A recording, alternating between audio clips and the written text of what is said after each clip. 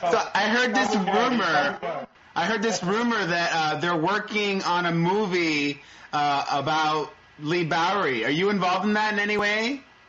No, apparently it's. I don't know if you know Little Britain, yeah. Yeah, Matt Lucas is working on it. Yeah, he's involved in that. No, me and Matt aren't friends, so I don't think I'll have any involvement whatsoever in that. Do you not like Matt Lucas? No, I don't like. I like Matt Lucas. He doesn't like me. How come? So it would be rude not to return the compliment. You know what I mean? I don't know if you know that he did Taboo. Yes. He was the original Lee and Taboo. He was genius. In fact, I cast him for Taboo, and we had some silly run-in. It wasn't even like a drama worth falling out over. It was something about. I know you don't like smokers, right? I was in the dressing room, but I was like over there, miles away, smoking a cigarette, and he was doing Dame Judy. You know, and we had this little interchange, and then after that he was kind of funny with me, and then there was some other silly argument about the recording of Taboo, and we just haven't spoke since, you know. I do think he's a great comedian. I think he was amazing in Taboo. There was a lot of drama in that musical, and with Rosie O'Donnell. There could have been, you know, there could have been a lot more. It was. You know, I mean, we were in a tiny theatre in London. Oh, you're talking about the New York one. Well, you went to New York and you did that one too, right? Yeah, the New York one that was drama before we got off the plane. That was drama before we arrived. I mean, I think Raul Esparza actually said in an interview he's never been in a musical where there was so much publicity before it actually started. It was amazing because, you know, Rosie was going for a court case, and I guess with the added, you know, sort of appearance of myself, it just became unbearable. Every day there were stories that really weren't even happening. You know, I mean, you know that when there's a story, they're more annoying when there's a little bit of truth. Yeah. You know what I mean, when you read something, you think, well, that's kind of true, but it's not the whole truth. And then it says from an insider or a close friend, and you think, well, who is it? Because often there's 2 or 3 people that could possibly know these things, and we believe that somebody in the theatre was actually selling stories or going to the press. Maybe Rosie. You know? Maybe. She has a blog now. Do you have a blog?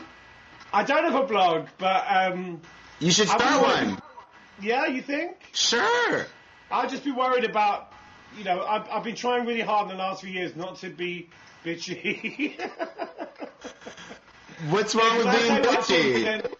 There's nothing wrong. You know, you say what you think, and then it's like everyone writes it down, and in a way, for me, it just gets in the way of what I do. You know, you just become bitchy boy George, slagging off Madonna, slagging off this one, and actually, I don't really care. Do you know what I mean? People ask me things, I think, why do I even respond? You know, and it got to the point with me where people would ask me things deliberately so that I would say something bitchy, and I realised that, and I thought, you know what, I'm not doing this anymore. Madonna has enough publicity. I don't need to give her any more.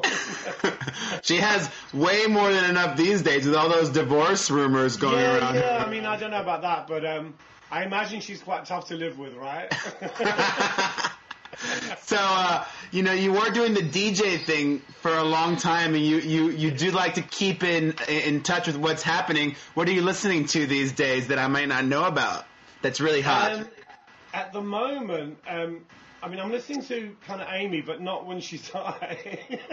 Yeah, which is all the time. I was asked today on CNN about that, and I just had to say what I thought. You know, I think it's really sad because she's so good. She has such a great voice. And I don't know if you saw the thing on the Mercury Prize. She did a thing on the Mercury Prize early this year, and it was really the beginning, but it was incredible. It was such a great performance.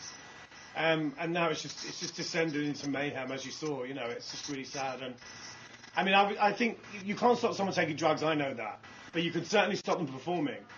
You know, somebody needs to stop her going on stage. Well, people are still making money off her. I guess they're just trying to make as much money while they can. They have to look at the bigger picture. You know what I'm saying? Because if she carries on, I mean, you know, I've been in that place. You know, and when I watched it on Saturday.